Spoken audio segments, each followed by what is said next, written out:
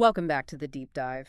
Our mission today is a precise one: to bypass superficial storytelling and execute a forensic, immersive analysis of a single, sudden, catastrophic human incident. We are dissecting an emotional collapse that happened not on a battlefield, but inside a drawing room. That's right. The sources we've examined provide an astonishingly intimate chronicle of an evening involving a woman named Mabel Waring, who was attending a social gathering at Mrs. Dalloway's house. Our objective is to drill down into the seconds and minutes following her arrival, not merely to recount the sequence of events, but to truly understand the emotional mechanics of high-stakes human interaction. We are treating this as the documentation of a profound internal trauma. And that emphasis on interiority is key for you, the learner, here. Absolutely. We are treating this record as an immediate blow-by-blow account of a massive psychological defeat occurring under social scrutiny. Clarissa Dalloway's party is the stage, but the real event. The true life-altering event is happening entirely within Mabel's consciousness. Our goal is to analyze not just the external facts, the forced smiles, the quick comments, but the immediate cost of this moment. What self-concept did this public failure shatter for her, and why did it happen with such violence? Okay, let's unpack this and set the stage for the emotional catastrophe. Before the disaster unfolded, what was Mabel's initial circumstance, and what specific misguided mission did she embark on that evening? Well, Mabel's initial state was one built on a highly fragile, self-constructed vision of dignity. Okay. She knew the reality of her class and means. She understood that being conventional and fashionable was basically impossible for her. This was out of reach. Completely. The text notes that true fashion meant cut, meant style, meant 30 guineas at least. This was just financially not an option for a woman in her position. So she had to seek an alternative route to social validation. This wasn't just about saving money, was it? No. It was a psychological necessity to justify her situation. Her mission became the ultimate social gamble: originality. She chose to actively reject contemporary trends. She reasons it through. She does. She asks herself, why not be original? Why not be herself anyhow? And this self-assertion led her to what the source implies was a massive tactical error, really rooted in some deep self-deception. She finds an old Paris fashion book from the Empire time and decides that, look, something, ancient would be prettier, more dignified, and more womanly than anything contemporary. Exactly. She was attempting to project a modest and old-fashioned dignity. She's trying to position herself as aesthetically superior to the entire room. That's the high-stakes risk. A huge risk. She wasn't aiming for subtlety. She was aiming for a unique, superior identity that transcended mere fashion. And the sources are very clear about the fuel for this mission. They are. It was driven by, and this is a direct quote, an orgy of self-love which deserved to be chastised. Wow. That internal vanity, that belief in her unique, refined superiority, it set the stage perfectly. It created a fantasy so high that the inevitable crash had to be catastrophic. And that collision between fantasy and reality begins the moment she sheds her armor, her outer coat. So now we move into the retelling of the unfolding disaster. We need to go through this second by second, starting with the very first nonverbal cues that signal her failure. The tension is immediate. Mabel has her first serious suspicion while taking off her cloak. The nonverbal cues are delivered through the actions of the attendant, Mrs. Barnett, who is helping her. And this is so subtle. Mrs. Barnett hands her a mirror and starts touching the brushes and other appliances for tidying and improving hair, complexion, clothes on the dressing table. It's an incredibly subtle yet devastating action. Why? What does it signal to Mabel? Well, Mrs. Barnett's action, perhaps rather markedly drawing attention to these instruments of correction, confirms Mabel's nascent dread that she is the one who desperately needs improvement. So the suspicion begins as just a whisper. Just a whisper in her mind. The dress was not right, not quite right. And that suspicion grows as she walks upstairs. It gets more intense with every single step she takes, but it's not confirmed yet. Not yet.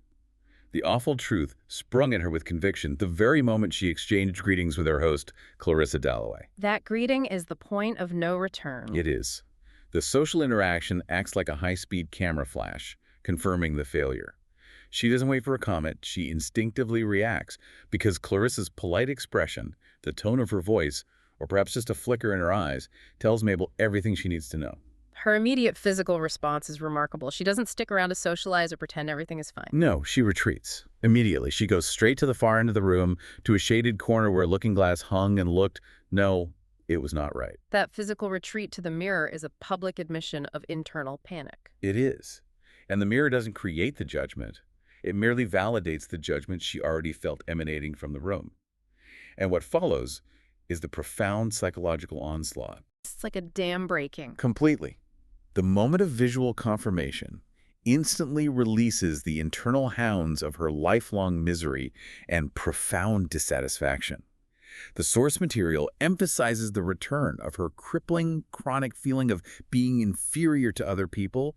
All of it descends relentlessly, remorselessly, with an intensity which she could not beat off. And her normal coping mechanisms, the things she relies on, they're useless here. Totally useless. Uh-huh. Things like reading Borrow or Scott when she wakes at night with anxiety, they can't touch this. This isn't a vague, private anxiety. This is a public, concrete reality check. The interiority becomes an absolute torture chamber, and she is both the victim and the perpetrator. Yes. She externalizes her deepest fear onto everyone in the room.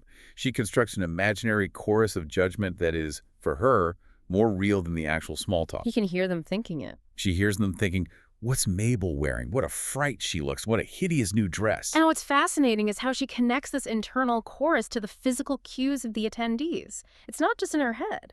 No, she's finding evidence. She registers their contempt by observing their eyelids flickering as they came up, and then their lids shutting rather tight. That tightening of the lids. That millisecond of self-correction becomes concrete evidence of their disgust. It's a complete sensory amplification of her self-hatred. And she refuses to blame the dress, or the social setting, or the people.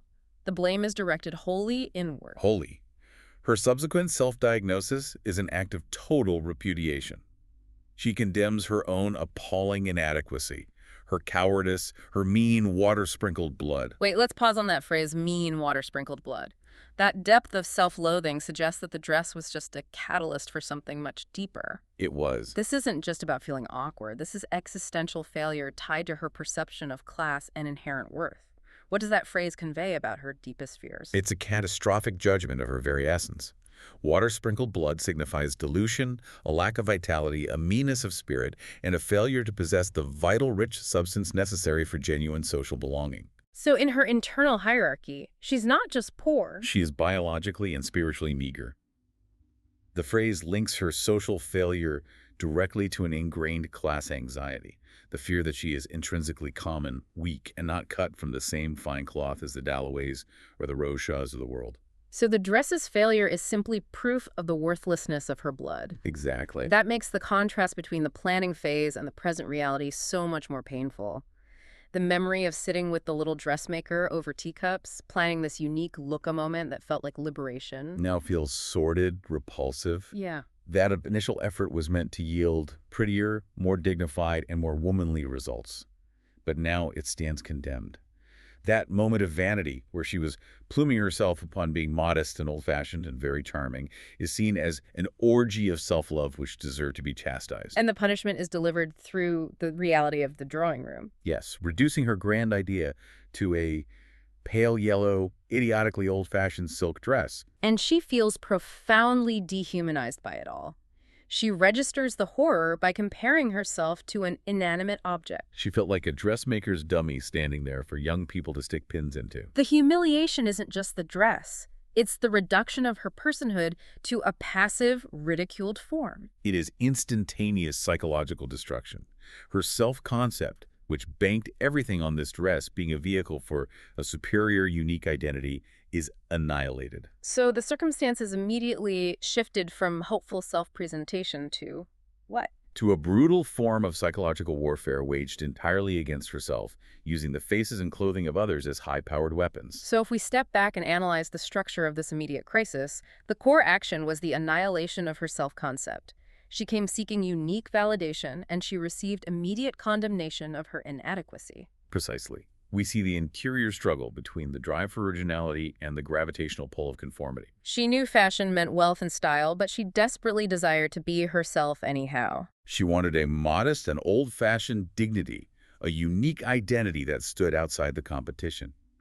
When the dress fails, the stakes are not merely social embarrassment. Her entire standing and self-worth are invalidated.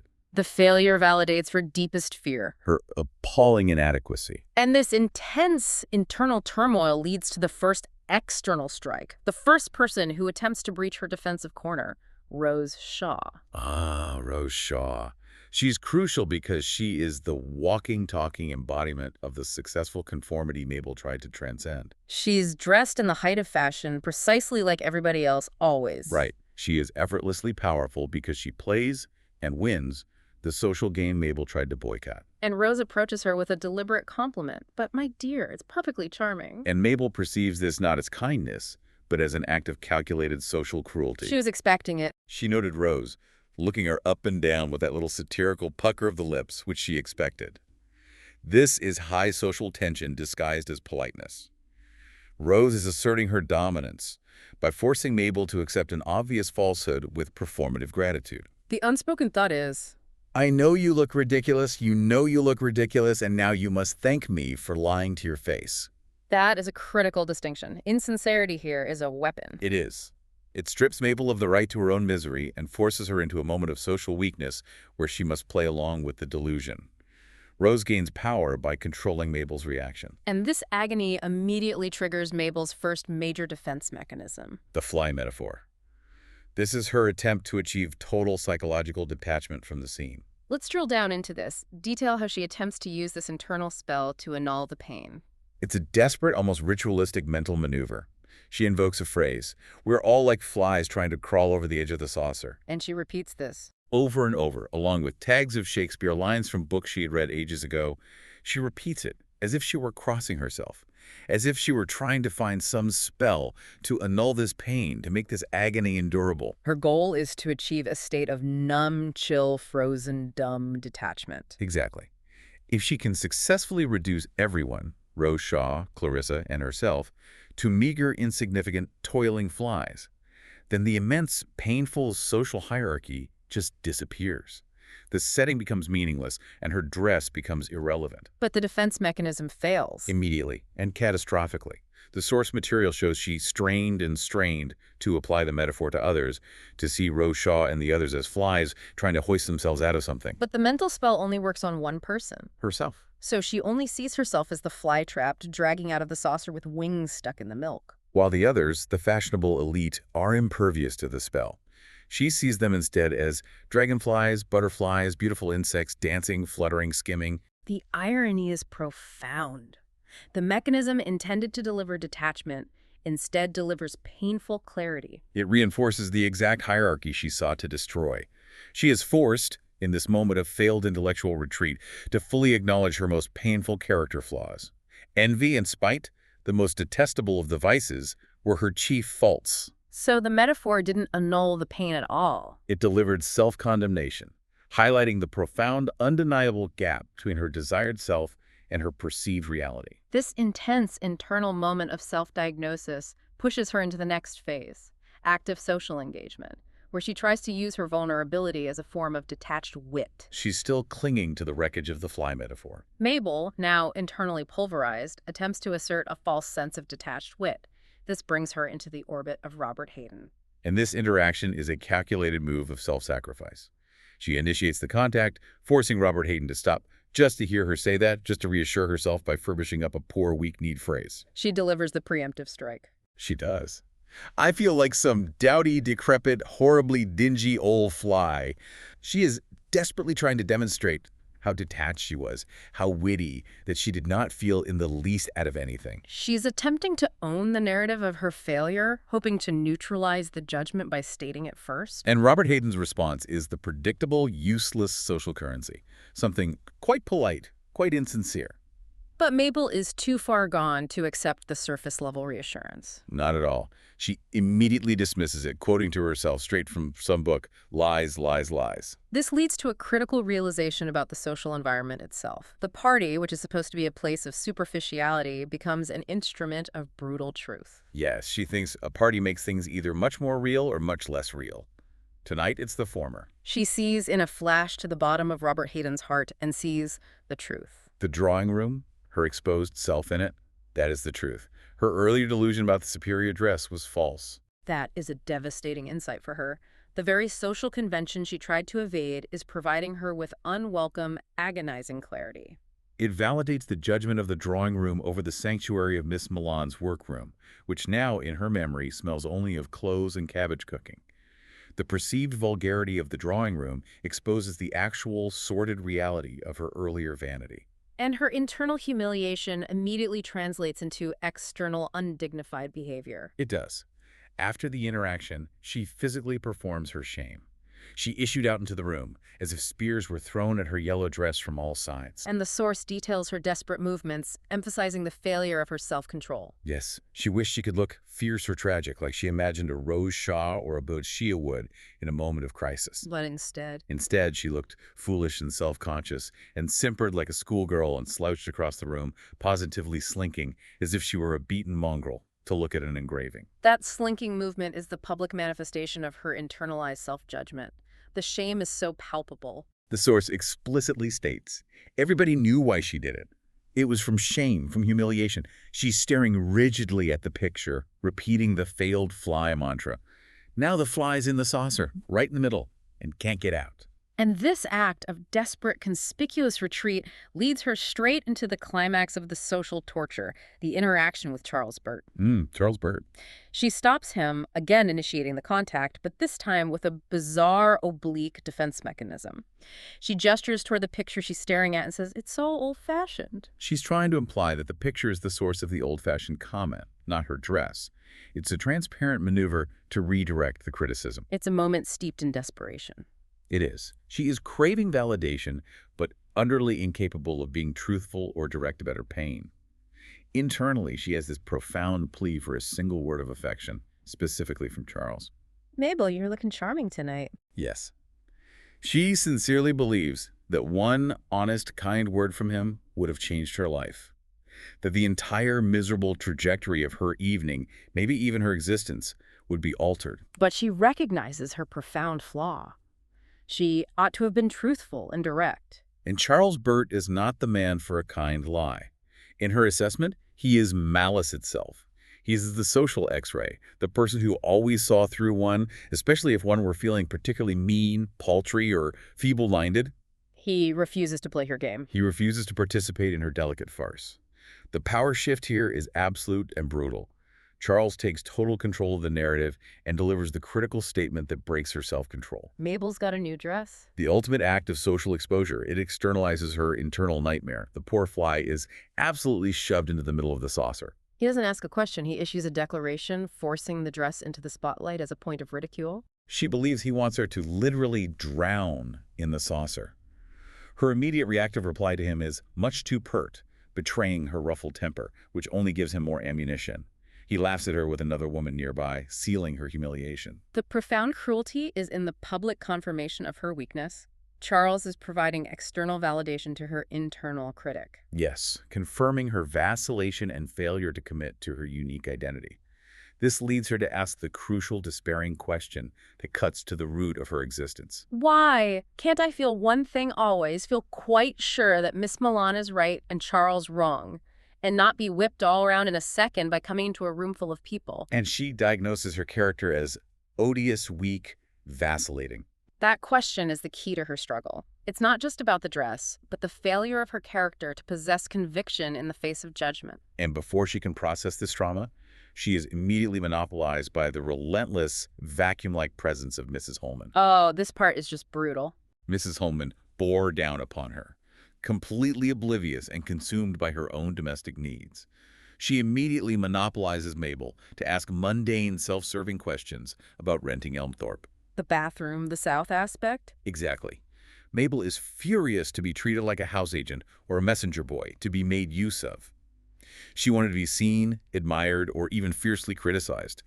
Anything that acknowledged her personal existence. Instead, she's reduced to a repository of practical information. And in this moment of reduction, she grasps the true, terrible consequence of her perceived failure. Not to have value, that was it. So the social torture has culminated in her being functionally invisible. Stripped of personal significance, reduced to a source of data. She is a tool, not a human being worthy of sympathy or respect. The humiliation has become irrelevance. She attempts one last defensive measure, retreating back to the looking glass for detachment. But the perspective she gains is grotesque and distorting. The mirror reduces all the attendees to detached dots. Mrs. Holman is the black button. Mabel is the yellow dot. This extreme distance is a desperate attempt at survival. She uses it to observe the tragic greed, this clamor of human beings like a row of cormorants barking and flapping their wings for sympathy. She sees Mrs. Holman snatching up her miserable offering of sympathy, which Mabel feels unable to genuinely give. Right, because she's consuming all her emotional energy for self-preservation, as if it were a halfpenny when it ought to have been a pound. What's deeply self-critical about this detachment is that while observing the greed and clamor in others, she recognizes that she, the yellow dot, is equally self-consumed. Yes. Tonight, she could not wring out one drop more of emotion. She wanted it all for herself. And she concludes that she is condemned, despised, left like this in a backwater because of her being like this, a feeble, vacillating creature. And the physical evidence of her crime is right there. The yellow dress is a penance which she had deserved. She feels there is no escape for her, none whatever. Now we need to connect this moment of self-loathing back to Mabel's history and the precious, contrasting moments of clarity she remembers. What authentic reality did she lose when she allowed the drawing room to judge her? She lost the pure reality she had experienced in Miss Milan's workroom. This memory serves as the foil to the drawing room's cruelty. Right. She recalls the moment the dress was finished, and Miss Milan held the mirror for her, framed in the scrolloping mahogany. In that second, an extraordinary bliss shot through her heart. Let's spend time on this idealized Miss Milan moment. The mahogany frame, a substantial, old-fashioned object. It frames her vision of herself. A self that sprang into existence, seeing herself as a beautiful woman, rid of cares and wrinkles. This was the core of herself, the gray-white, mysteriously smiling, charming girl. The frame is crucial, isn't it? It sets the scene apart from the ephemeral vanity of the party. It frames her as something timeless, not subject to the moment. And she stresses that this feeling was not vanity only, not only self-love. What gave the moment its profound authenticity was the connection to the dressmaker herself. She felt a profound empathy and love for Miss Milan. Crawling on the floor with her mouth full of pins, enduring a miserable, scanty, sordid little pleasure, represented by the solitary canary in the cage. In that workroom, she saw them both as human beings merely, and felt pity and love for Miss Milan's patience and its endurance. That pure, unforced feeling, this genuine connection to reality outside of social competition, it filled her eyes with tears. It was a shared moment of authentic existence. So the great conflict is laid bare. Why can't she anchor herself to that genuine feeling, being sure that Miss Milan is right and Charles wrong? Instead of allowing herself to be whipped all around in a second by coming into a room full of people. She blames her odious, weak, vacillating character, which always gives way at the critical moment. And she attempts to rationalize this vacillating character by examining the external circumstances of her life, the weight of her background. Right, she considers the dress a penance she deserved, but she reasons that her character flaws are rooted in her economic and social circumstances. She details being one of a family of 10, always skimping and paring. Growing up with linoleum worn on the stair edges, it wasn't a life of grand tragedy, but of perpetual constraint. She describes her family life not as catastrophic, but as lacking drama. Domestic tragedies that petered out respectably in seaside resorts. There was no fierce commitment, no clear vision. The visual metaphor for their existence is incredibly poignant. Her family had to squint at things, always. They never faced life head-on or saw things clearly. They perpetually compromised, looked sideways, and avoided direct confrontation with reality. And this habit of squinting led directly to the failure of her youthful romantic dream. Instead of marrying some hero like Sir Henry Lawrence, some empire builder, a man of fierce commitment and grand vision, she married Hubert. With his safe, permanent underling's job in the law courts. Yes. Let's connect this for the learner. I mean, many people face this tension today. The choice between a passionate, risky life and the reliable paycheck, the stable job. Mabel chose the latter. She settled for managed, tolerable domesticity, a smallish house, no proper maids, hash when alone. The romance and the fierce identity were replaced by a predictable paycheck and a squinted view of life. And yet, despite this history of inadequacy and compromise, The source material immediately offers a necessary, beautiful contradiction. The crest of the wave, the divine moments. This is the central paradox of Mabel's existence. Outside of social expectations and the pressure to perform, moments of profound, unbidden joy occur. They are unplanned. They're often rooted in mundane, simple realities. The examples she cites are telling because they lack any grand orchestration. There's the moment reading in bed, utterly alone, where pure reality floods her senses. Or the specific sight of the pale sandgrass standing, all twisted like a shock of spears against the sky, which was blue like a smooth china egg. She feels herself in the hand of the goddess who was the world. It's an almost spiritual, physical connection to reality, unmediated by other people's opinions or judgment. The authenticity of the moment is paramount. And the moment she shares with Hubert, not when they are on an expensive holiday, but when he is carving the mutton for Sunday lunch, or opening a letter. Or simply coming into a room where she says internally, "This is it. This has happened. This is it." These are moments of true, unforced reality and presence. And the paradox is that when everything is arranged for happiness music, holidays, a party like Clarissa Dalloway's. Nothing happened at all, it was flat. Exactly. This reinforces that her agony in the drawing room is internal. The external world only serves to trigger her weak, vacillating character, which she sees as wobbly, fretful, and prone to a twilight existence. Her pain is the recognition that she is incapable of transferring the authenticity of the mutton carving moment into the social arena. The moment she steps into the drawing room, her need for approval and her vacillating character collapse the structure of her authentic self. And now, at 40, she realizes that these divine moments might come less often. The fly may cease to struggle out of the saucer entirely. And that realization, that she might simply stop fighting and settle into her twilight existence, is deplorable and makes her feel ashamed. That shame fuels her desperate, immediate solution. This is not a long-term plan. It's a knee-jerk internal vow. A frantic promise to become absolutely transformed, to become a new person. Detail the specifics of this dramatic, immediate plan for transformation. What are the fantastical elements she uses to promise herself a better future? Well, the promise is radical external change, hoping it will fix the internal rot. Tomorrow, she vows to go to the London Library and find some wonderful, helpful, astonishing book, quite by chance. Or maybe she'll drop into a hall where a miner is speaking about life in the pit.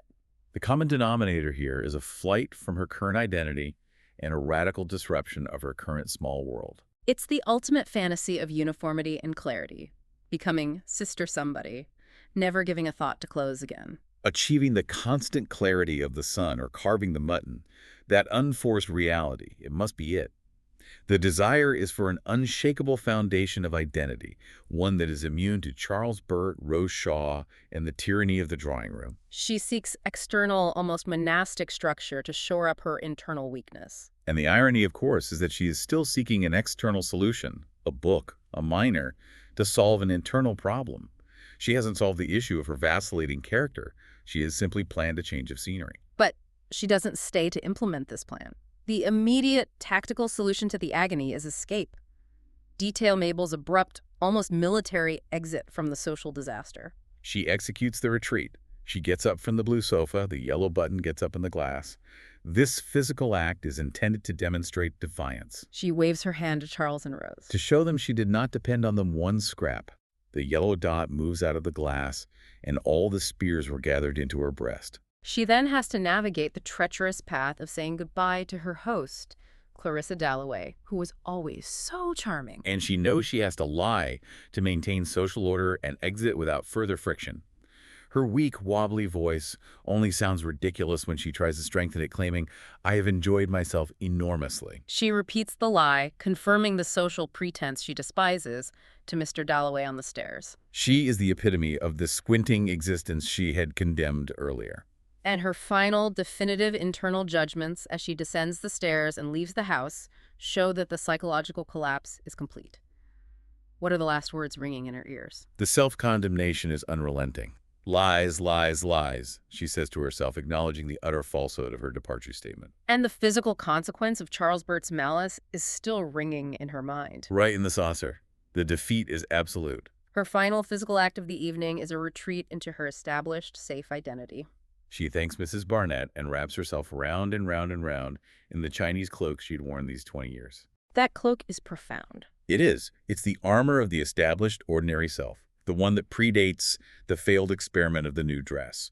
It's a symbolic rejection of the vanity and dangerous originality that led to her exposure. She retreats into the familiar, safe comfort of the status quo, even if that status quo is painful. The experiment failed, and the old skin is put back on. So if we look at the immediate, tangible consequences of this scene, what is the net result for Mabel Waring?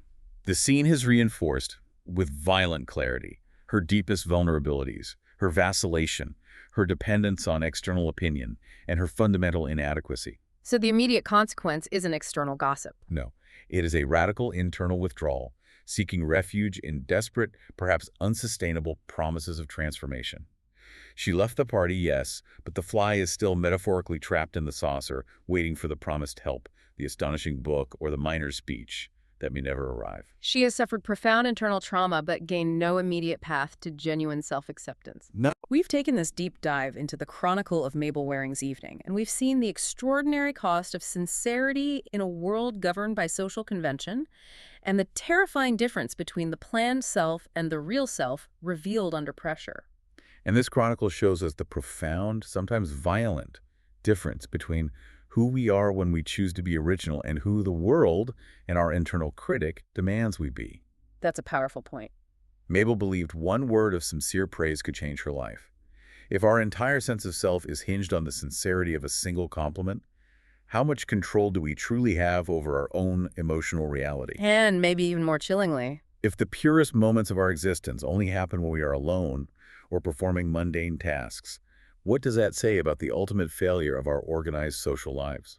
a truly profound thought to carry forward. Thank you for joining us as we took this intense deep dive into this complex human experience documented in our sources. We hope this analysis has given you a thorough, immediate understanding of the emotional stakes and psychological architecture of this catastrophic social incident. I hope so. Until next time, stay curious and keep diving deep.